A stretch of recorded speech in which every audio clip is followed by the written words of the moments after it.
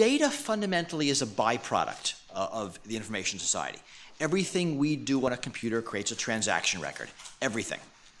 And that data is there. I mean, you have to actually work to make a computer not produce data about a transaction. Browsing the net, making a phone call, paying with a credit card, anything. Right? All of our socialization on the internet produces data. Email, text messages, phone calls, internet telephony, Facebook chat, all of this. And this data is increasingly stored and searchable. Right? This is Moore's law at work. Right? Data storage drops to free, data processing drops to free, and it's easier to save everything than figure out what to save. And this is the promise of big data. Save it all, you'll figure it out later. And this is what's happening. I mean, I looked at my email. In the early days of mail, I had hundreds of email boxes for people and projects in different years. That stopped. That changed in 2006. Before 2006, hundreds. After 2006, 4. Because for me, for email in 2006, search became cheaper than sort. It's easier to save it all and look for what you want than figure out what to save and put it in little boxes. That line has been crossed with pretty much everything. That means we're leaving all of this digital exhaust, all of the metadata you heard about this morning, all the data as we go through our lives. And this is not a question of malice on anybody's part. This is the way computers work. And this data is fundamentally surveillance data. Now, you've heard about this a bit today, that metadata is surveillance data. It's data about us. It's data about our relationships, our associations, what we're interested in, what's important to us, what we buy, what we read, what we're thinking about. In a lot of ways, it's much more important than conversation content. The NSA is not collecting it all because it's not that valuable. They're collecting it all because it's very valuable. Right? Metadata reveals who we are. Nobody here lies to their search engine. Right? And it's also easier to store, to search, and to analyze. And this is why you keep hearing the term that we're living in the golden age of surveillance. Right? That this is the age of maximal surveillance. And some characteristics about it. It's incidental. Right? It's a side effect of the things we're doing. It's a side effect of being on the internet. It's not what's happening directly, it's happening indirectly. It's covert. And if you're browsing the internet and there are 20 people behind you taking notes, you're going to look at them and shoo them away. If there are 20 internet trackers in your browser, you don't know they're there. It's not salient, not something we're thinking about. Your cameras are getting smaller. A lot of this is becoming less obtrusive. It's hard to opt out of. I mean, you'll hear some advice sometimes. If you don't like it, don't use a credit card. Don't be on Facebook. That's not reasonable advice to give people. Don't have an email address. Right? These are the tools of modern life. If you're a teenager on Facebook, you never get a date. I mean, you just can't not do that. Right? And it's ubiquitous. Right? It's happening to all of us everywhere because everything is computerized. And ubiquitous surveillance is fundamentally different. We heard some of those differences today. Right? Surveillance, we know what it is. Follow that car. Ubiquitous surveillance, follow every car. When you can follow every car, you can do lots of things you can't do. You can do surveillance backwards in time. You heard about hop searches. You can search for topics. You can search for interesting things. Lots of examples in the NSA data of things you can do when you have everyone under surveillance. So this data is largely being collected and used by corporations. And it's important to understand this, right? Surveillance is the business model of the internet. We build systems that spy on people in exchange for services. And the history is interesting. We did it really for efficiency reasons. When the net became commercial, there was no good way to charge for anything. And you couldn't charge people a dime, a dollar. I mean, the credit cards didn't go that low yet. You didn't have PayPal. So you didn't have a mechanism to charge. Companies had to make a profit. So they pulled the advertising model from all the other mass market medias that used it.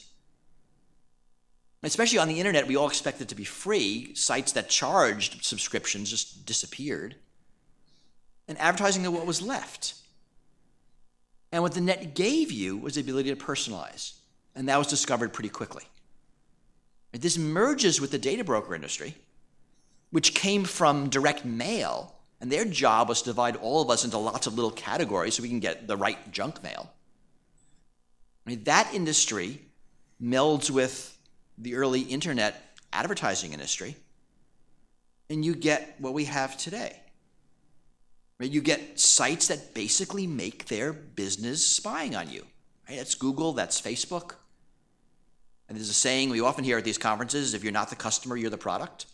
Remember this when you complain about Google's customer service. They have great customer service. Just become a customer and you can use it. Until then, you don't have access to it. And this data is collected basically for the purpose of psychological manipulation. Like persuasion, advertising, propaganda, whatever you want to call it. Right? Getting you to do things you might not do otherwise. And it's very personalized. Right? Personalized ads, that's easy. Personalized offers, lots of cases where the prices you see, the offers you see depend on who you are. It might depend on where your geographical location, what's near you. And we're seeing research, and haven't seen any actual companies doing this yet that we know of personalized manipulation. And corporations know an amazing amount about us. I mean, this device is a really impressive surveillance device. It knows where I am at all times. Otherwise, it can't ring, right? It knows where I live. It knows where I work. Knows when I wake up in the morning, when I go to sleep, because it's the first and last thing I do. We've all got one, so it knows who I sleep with. Right? I mean, I used to say that Google knows more about me than my wife does.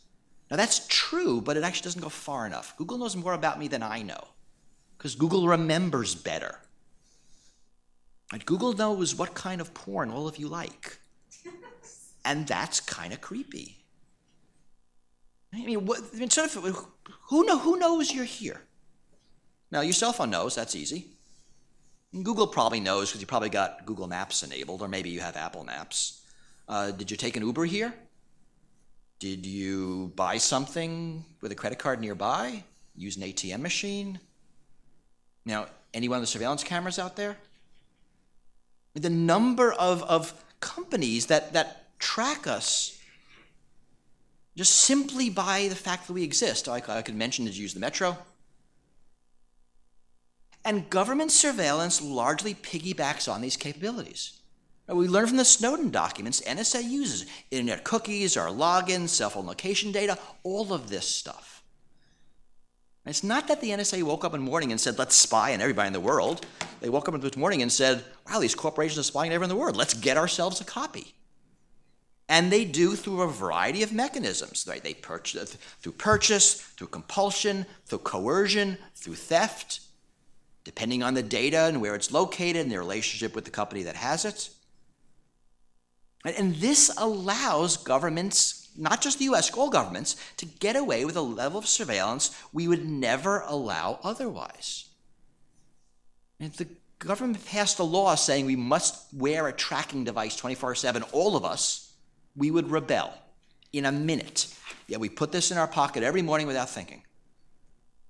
Or if the FBI demanded, whenever you make a new friend, you must alert the FBI.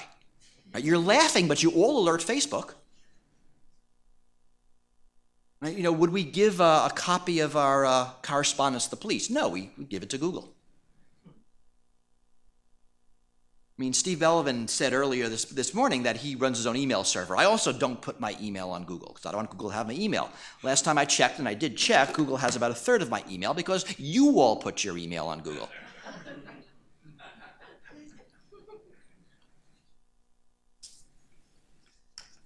So the nature of NSA surveillance changed around the same time that we started producing all of this data. And to understand it, you need to really go back to the NSA's history. NSA is born during the Cold War when a voyeuristic interest in the Soviet Union is the norm. And the NSA collected a lot of data about our Cold War enemies.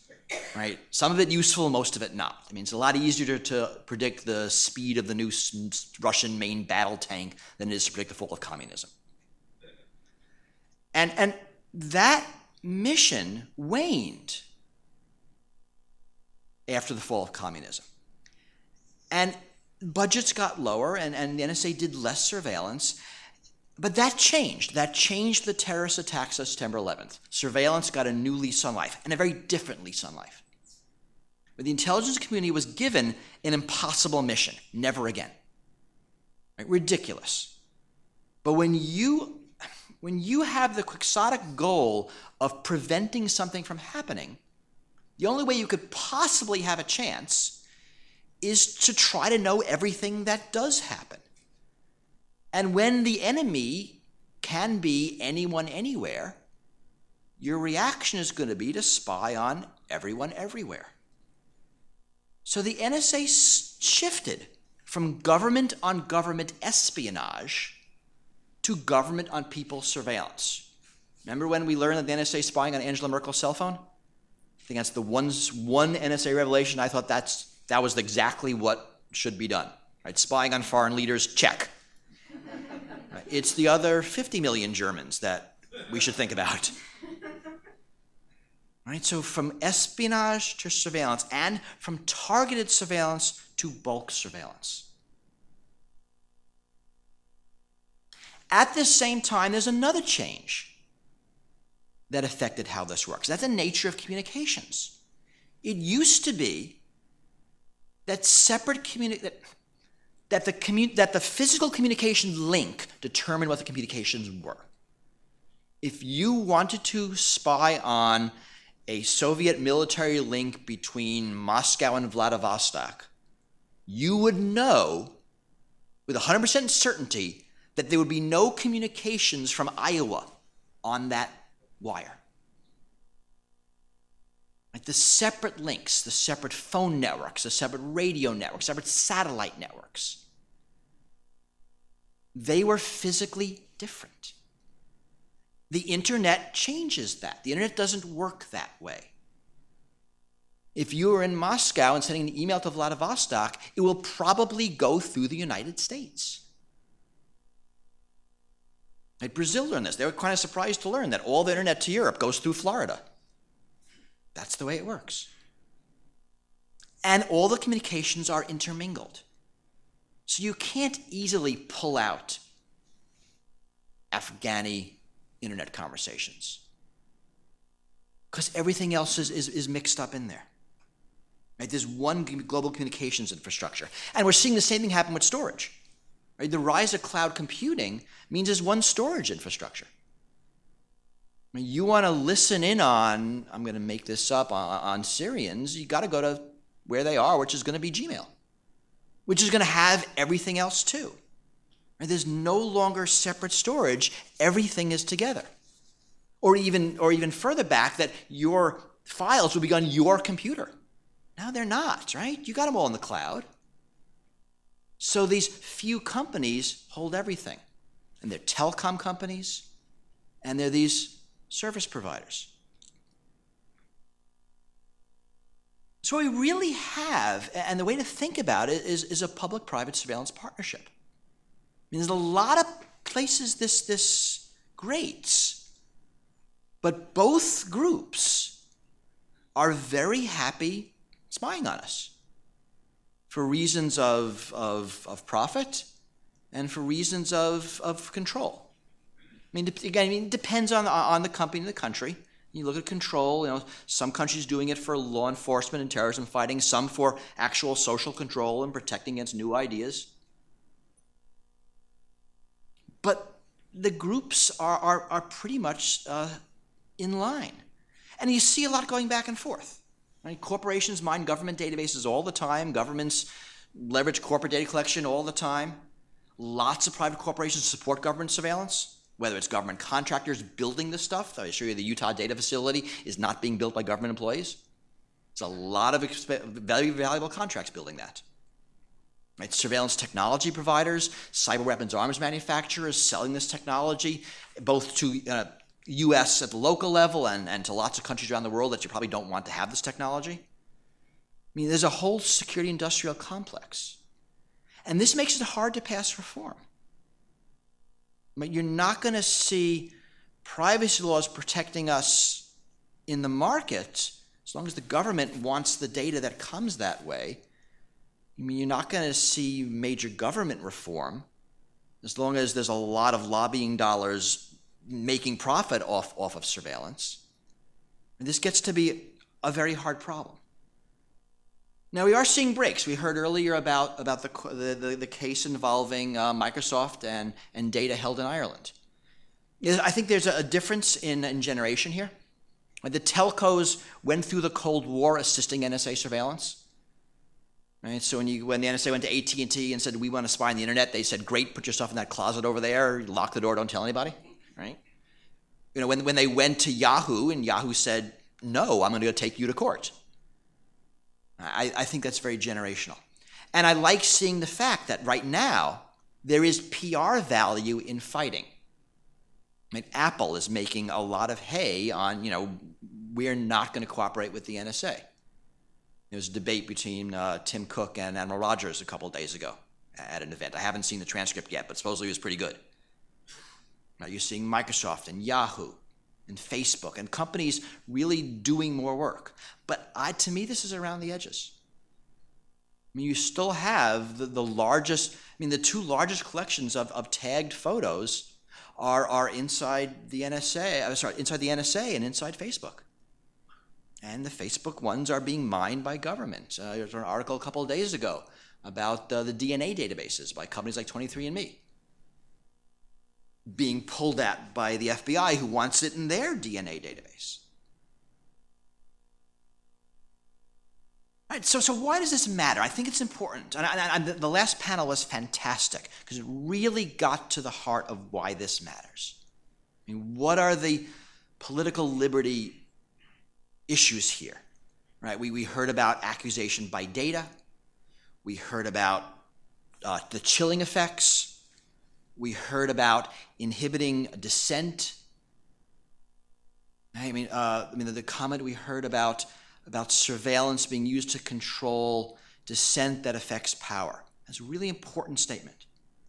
Because I think it goes further, that surveillance inhibits social change and social progress. Because social progress happens at the edges. You think about an issue like, gay marriage. Gay marriage went from never happened to inevitable with no intervening middle ground. And in order to make that shift, right, over the decades to where we are now, there had to be a point way back when someone tried gay sex once and said, it wasn't that bad. And then decades come and generations change and you get to the point where it's socially acceptable and you get to the point where it's legal. And any social change you look at, whether it's civil rights or marijuana legalization, whatever your issue is, it starts by people at this end where it is socially unacceptable doing it and having it be okay. And then it spreads slowly. Ubiquitous surveillance at this end stops that process cold. So I think it's really dangerous for very fundamental reasons. In the corporate side, we have problems of fairness and equality. How much surveillance-based discrimination do we accept? How much surveillance-based manipulation? Right? Is it okay for one group to see different prices than another group? And we know there have been experiments in showing people ads in ways that are more manipulative. Right? For example, you are more likely to respond to an ad if the image looks like you. And there have been experiments done, not by showing you as the image, that's creepy, but by using morphing technology and showing a generic image and you and mixing them together to a face that looks sort of like you, you're more likely to purchase the thing being advertised. Is that okay? Right? Is it moral? Should it be legal? I don't know. We have to talk about this. Right? Facebook has done experiments where they, not a lot, but can manipulate moods of their users. Is that okay? Is it okay for an advertiser to pay Facebook to manipulate your mood so you're more receptive to the ad that they're going to show you? But we don't think it's been done, but is that okay? Right? We know Facebook can, and this is done in just an experiment, manipulate whether people go to the polls or not. Should they be able to do that based on what they believe your political affiliation is? Again, would be legal for them too, probably would be a big scandal if they tried, but it might be worth it. Is that okay? I mean, there are some core issues about this data being used as a market tool. Because, the fairness of the exchange that makes a market is being threatened. Right? There are issues of security here. I mean, the infrastructure surveillance, I believe, hurts our security because it enables other surveillance. An interesting example are our stingrays. People know what stingrays are. Stingrays are basically fake cell phone towers. The FBI puts the stingray is a trade name by Harris Corporation. The general thing is a IMSI catcher, and you can put one up, or the FBI does, and will get information about phones in the air, so they'll know who's here, and use that to try to solve crimes. And that was an incredibly secret FBI technology. I mean, they would literally drop cases if it became clear this would come up in court. And the thing about this really super secret FBI technology is it's not super secret FBI technology.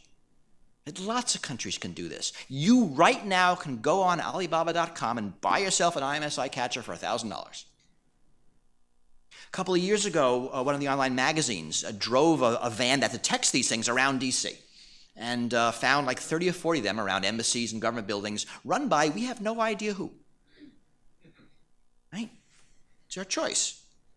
If we build an architecture of surveillance, it means that anybody can use it. And the thing about all this NSA bulk collection is that it's too easy. When everyone can do it, it actually hurts our security. Because remember, today's top secret NSA programs become tomorrow's PhD theses and the next day's hacker tools. The stuff flows downhill as technology gets easier. And lastly, this matters for privacy. I mean, what was striking about the video and the conversation was how much this loss of privacy affects human dignity. I mean, privacy is not about something to hide. It is about whether I get to control how I present myself to the world, to you. It's my autonomy as a person, that I'm in charge of my information, of where that goes. And there's lots of evidence that shows that societies under surveillance behave differently. And we heard that really compellingly just now.